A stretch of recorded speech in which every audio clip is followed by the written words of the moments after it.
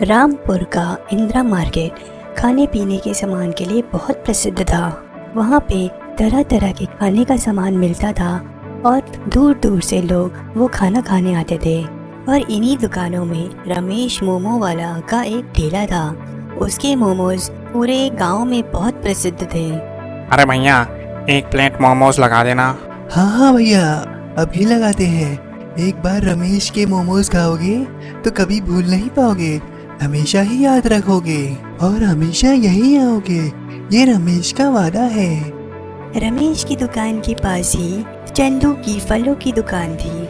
रमेश और चंदू बहुत अच्छे दोस्त हैं। रमेश और चंदू की दुकान के सामने ही प्रमोद की फायर पान की दुकान थी। रमेश और चंदू की बहुत अच्छी बनती थी, पर रमेश और चंदू की प्रमोद से बिल्कुल भी नहीं बनती थी। रात को चंदू अपनी दुकान बंद कर रहा होता है। अरे रमेश, चल भाई, 10 बज रहे हैं, दुकान बढ़ाने का समय हो गया है। हाँ हाँ भाई, अभी बंद करता हूँ। अरे तुझे पता है प्रमोद की दुकान 2 दिन से बंद क्यों है? अरे मेरे पास कहाँ समय है जो मैं प्रमोद के बारे में पता करता फिरूं। गया होगा कहीं घूमने, शिमला मनाली। देखता नहीं है तू, फेसबुक पे उसके कितने पोस्ट आते रहते हैं। बहुत चर्चे में है उसकी दुकान। उसका फायर पान तो पूरे गांव में मशहूर है। हाँ भाई, सही कहा तुमने। हम जैसे दुकान वाले तो ये सब सोच भी नहीं सकते। हम जैसे दुकान वाले तो इस देश में लाखों हैं। उसका फायर पान तो एकदम अलग है। चल छोड़ भाई, चलते हैं हम घर। रमेश और चंदू दोनों साथ ही घर के लिए निकल पड़ते हैं। अगला दिन हो जाता है। रमेश चंदू को फोन करता है। अरे दीपक, तुझे मेरी आवाज़ आ रही है? हाँ हाँ चंदू, बोल, क्या हुआ? मुझे तेरी आवाज़ आ रही है।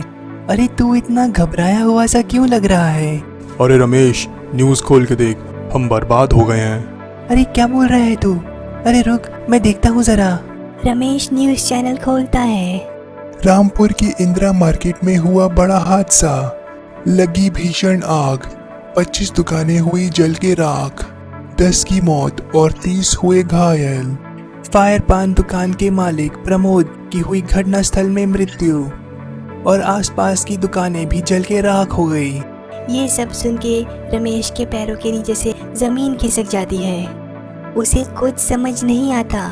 वो थोड़ी देर के लिए सर पकड़ के बैठ जाता है। उसका दिमाग काम करना बंद कर देता है।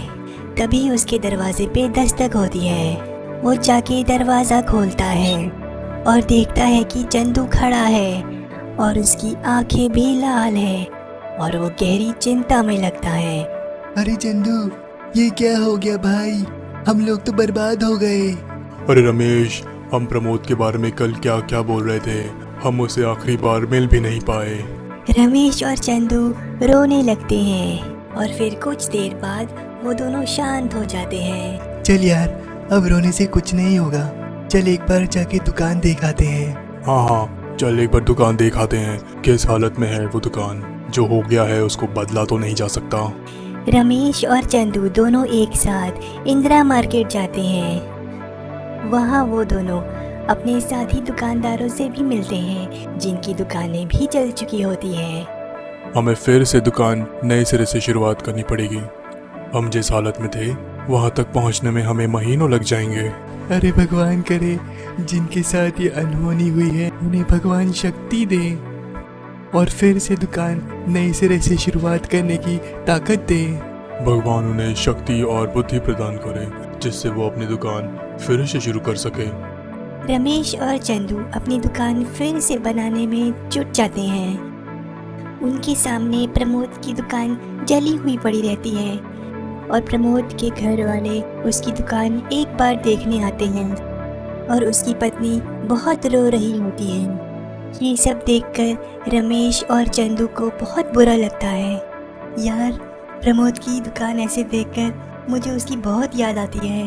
हमें उसके लिए कुछ करना चाहिए। वो ही एक पहला था जिसने ये फायर पान शुरू किया था। उसने इस फायर पान को कितना पॉपुलर बना दिया था। लेकिन हम क्या कर सकते हैं उसके लिए? रमेश और चंदू की दुकान धीरे धीरे लाइन पे आने लगती है और इंदिरा मार्केट में ग्राहक दोबारा आने लगते हैं। रमेश और चंदू रोज प्रमोद की दुकान देखते हैं और उन्हें बहुत बुरा लगता है। और फिर एक दिन रमेश को एक आइडिया आता है। अरे चंदू, एक बात सुन, मुझे एक आइडिया आया है।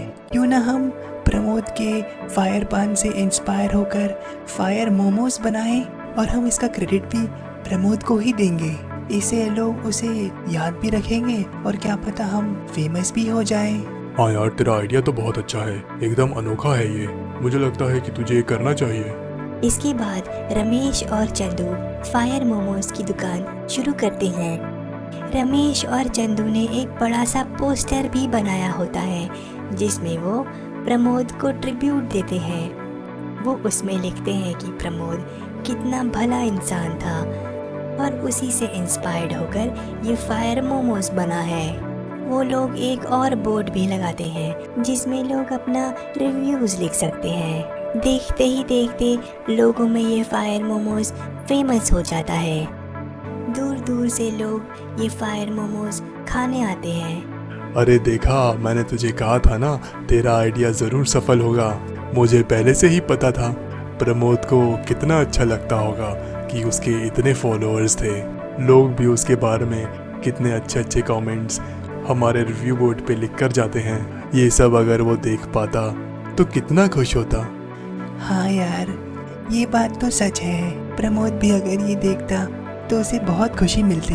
मुझे लगता है कि हमें भी एक YouTube चैनल बनाना चाहिए जिससे हमारी भी पहुंच दूर दूर तक हो जाए और दूर दूर से लोग हमारे फायर मोमोज खाने आए। हाँ, तेरे बात में तो दम है। इस काम में तो बिल्कुल देरी नहीं करनी चाहिए। उसके बाद रमेश और चंदू फायर मोमोज नाम का एक YouTube चैनल शुरू करते हैं। इससे उनकी दुकान और भी फेमस हो जाती है। दुकान से जो भी कमाई होती है वो दोनों आपस में बांट लेते हैं और फिर दोनों फेमस हो जाते हैं और उनकी फायर मोमोज की दुकान पूरे देश में मशहूर हो जाती है। सुरेश एक बहुत गरीब लड़का है। उसके मम्मी पापा किसान हैं और खेती करके अपने घर का गुजारा करते हैं। सुरेश पढ़ाई में बहुत अच्छा है और स्कूल का सबसे होशियार छात्र है और सभी टीचर अक्सर सुरेश का उदाहरण देते हैं। देखो, तुम लोगों को साल भर पढ़ाया पर तुम्हें अभी भी कुछ याद नहीं। और सुरेश को देखो, उसे एक ही बार पढ़ाया और उसे सब याद है। देख लेना, सुरेश एक दिन इस स्कूल का नाम रोशन करेगा। जिस तरह से कुछ टीचर सुरेश को बहुत पसंद करते थे, उसी तरह एक मैडम सुरेश से नफरत करती थी।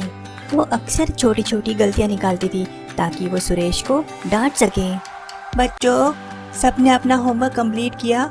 ऐसा कोई है जिसने अपना होमवर्क कंप्लीट नहीं किया? जल्दी बताओ। वो मैडम क्लास में घूमने लगती है और उनकी नज़र सुरेश पे पड़ती है जो क्लास के सबसे पीछे बैठा होता है। सुरेश की स्कूल ड्रेस थोड़ी पुरानी है और थोड़ी फटी भी है। मैडम सुरेश को खड़ा करती है। ए लड़के, तुम्हारी ड्रेस को क्या हुआ? मिस, मेरी ड्रेस फट गई है। अच्छा, मुझे लगा ये तुमने ड्रेस कबाड़ी वाले से खरीदी है। ये सब सुन के क्लास के सभी छात्र सुरेश पे हंसने लगते हैं।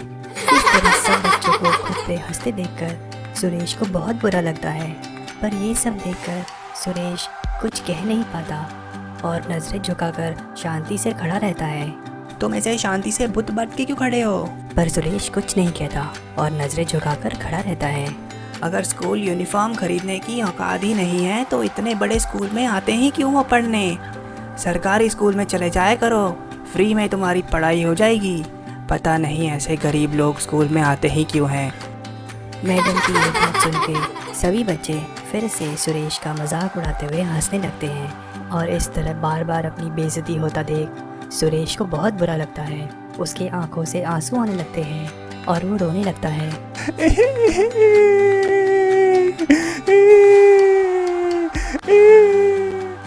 सुरेश की आंखों से लगातार आंसू बहने लगते हैं और वो टपक के उसके नोटबुक पे गिरने लगते हैं, जिससे नोटबुक पे लिखी हुई सारी स्याही इधर उधर हो जाती है और सुरेश का सारा होमवर्क खराब हो जाता है। तभी मैडम उसे आगे बुलाती है। ए लड़के, तुमने अपना होमवर्क कंप्लीट किया? जी मिस, मैंने अपना होमवर्क कंप्लीट किया है। मुझे तुम पे भरोसा नहीं है, अपनी नोटबुक लेकर आओ। सुरेश अपनी नोटबुक ले आता है और उसे टेबल पे खोल के रख देता है। उसकी नोटबुक देखकर टीचर उस पर बहुत चिल्लाने लगती है।